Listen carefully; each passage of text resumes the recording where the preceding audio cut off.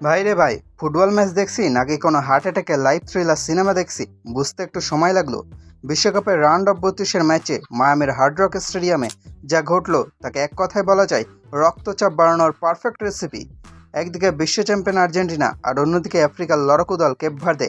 সবাই ভেবেছিল আর্জেন্টিনা হয়তো কেপ ভার্দেকে মুড়ি মুড়কির মতো উড়িয়ে দিবে, কিন্তু কে জানতো কেপ ভার্দের পোস্টে আজ কোনো সাধারণ গোলরক্ষক না, স্বয়ং স্পাইডারম্যান দাঁড়িয়ে আছেন। শেষ পর্যন্ত অতিরিক্ত সময় 3-2 গোলের এক অবিশ্বাস্য জয়ে শেষ হলো টিকিট কাটলো আলবিসেলেস্তেরা। কিন্তু ম্যাচ শেষে আর্জেন্টিনার সমর্থকরা আনন্দের চেয়ে বেশি বুক চেপে ধরছিল। বাঁচলাম রে ভাই, আজকের মতো বেঁচে গেলাম। ম্যাচের শুরু থেকে ডিফেন্ডিং চ্যাম্পিয়নরা মাঠে নেমেছিল একদম বস মোডে। 64% বল পজিশন নিয়ে কেপ ভার্দের ডিফেন্সকে তারা রীতিমতো নাচানো শুরু করে।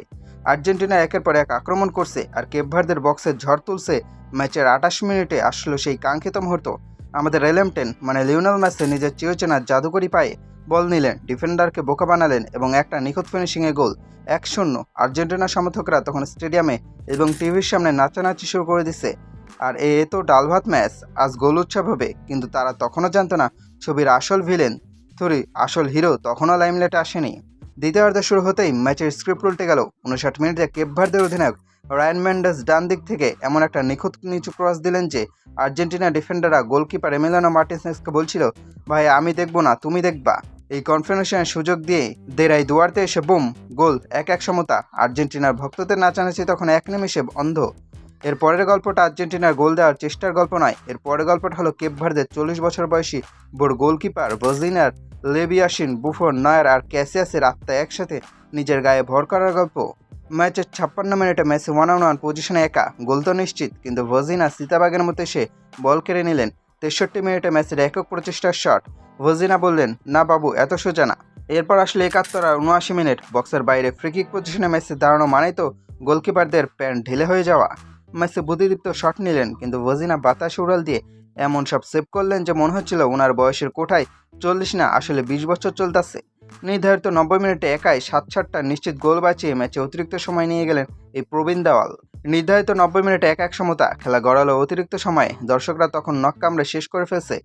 92 মিনিটে কর্নার থেকে বল পেয়ে আর্জেন্টিনা লিসান্দ্রো মার্টিনেজ বাম্পার এক বুলেট শটে গোল করে আর্জেন্টিনাকে 2-1 এগিয়ে নিলেন। আর্জেন্টিনা ফ্যানরা বুক হালকা করে একটা দীর্ঘশ্বাস পেল।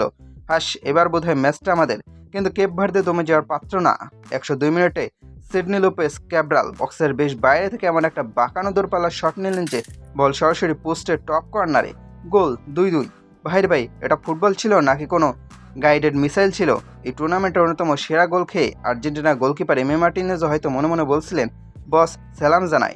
ম্যাচ তখন 110 মিনিট পার হয়ে 114 মিনিটে। সবাই ভাবছে খেলা নিশ্চিত ট্রাইবেকারে যাচ্ছে। আর ট্রাইবেকারে ভজিনা যেভাবে দাঁড়িয়ে আছেন, আর্জেন্টিনা ফ্যানদের হার্টবিট তখন প্রতি মিনিটে 200 পার হয়ে যাচ্ছে। ঠিক তখন আর্জেন্টিনা ত্রাতা হয়ে আসলেন স্বয়ং কেপ ভার্দের ডিফেন্ডার ডিনি। মেসির নেওয়া কর্নার কিক থেকে ক্রিস্টিয়ান রোমেরো একটা জোরদার হেড করলেন। বল হয়তো বাইরে যেত, কিন্তু সেখানে দাঁড়িয়ে থাকা বেচারা ডিনির গায়ে লেগে বল দিক পরিবর্তন করে সোজা জালের ভেতর আত্মঘাতী গোল। 3-2। ভজিনা হয়তো তখন ডিনির ডান দিকে তাকিয়ে মনে মনে বলছিলেন, দোস্ত, এতক্ষণ ধরে আমি একা পুরো আর্জেন্টিনা দলের সাথে যুদ্ধ করলাম, আর তুই শেষে এসে নিজেদের বুকেই ছুরিটা মারলি। তবে মজা শরীরে রাখলে কেপ ভার্দের ডিফেন্স ছিল দুর্ভেদ্য দেয়াল, যা আর্জেন্টিনা ভাঙতে একেবারে ঘাম ছুটে গেছে। শেষ পর্যন্ত 3-2 ব্যবধান ম্যাচ জিতে আর্জেন্টিনা শেষ ষোলোতে ঠিকই চলে গেল। কিন্তু ফুটবল প্রেমীদের মন জয় করে নিলেন কেপ ভার্দের ওই 40 বছর বয়সী গোলকিপার ভজিনা এবং তাদের ডিফেন্ডারের তাদের প্রত্যেকটি প্লেয়ার।